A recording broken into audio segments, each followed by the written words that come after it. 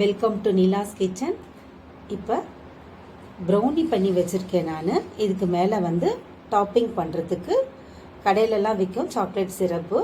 அதை நான் வீட்லேயே எப்படி செய்கிறதுன்னு காமிக்கிறவங்களுக்கு கனாஸ்னு சொல்லுவாங்க.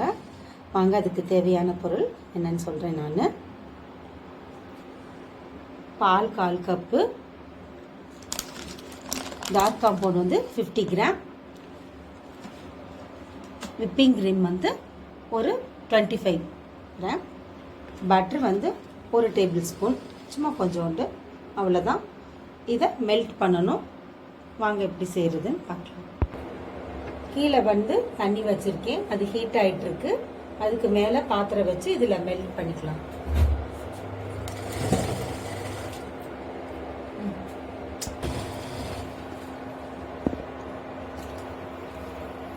ஒரு 25 கிராம்ஸ் போட்டுக்கலாம்.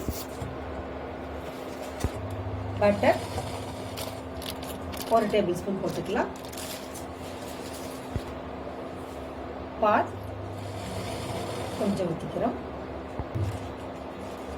கலந்துக்கலாம். இப்போ நம்ம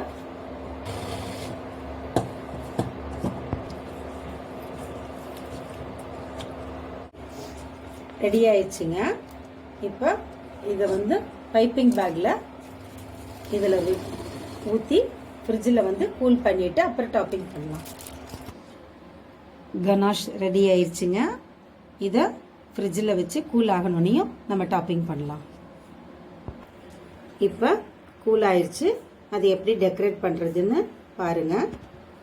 இந்த மாதிரி உங்களுக்கு பிடிச்ச மாதிரி எந்த டிசைன் வேணாலும் நீங்கள் போட்டுக்கலாம். இப்படி போடும்போது சாப்பிடும்போது ரொம்ப டேஸ்டியாக இருக்கும். இது எக்ஸ்ட்ராவாக நம்ம விருப்பத்துக்கு போட்டுக்கிறது. போடாமையும் சாப்பிட்லாம், போட்டால் இன்னும் கொஞ்சம் பயங்கர டேஸ்டாக இருக்கும்.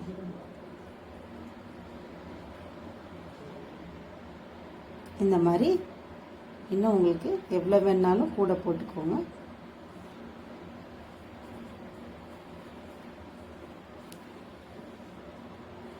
பாருங்கள் எவ்வளோ அழகாக இருக்குது. அவ்வளோதாங்க, கனாஸ் வந்து ப்ரௌனியில் நல்லா டெக்கரேட் பண்ணியாச்சு.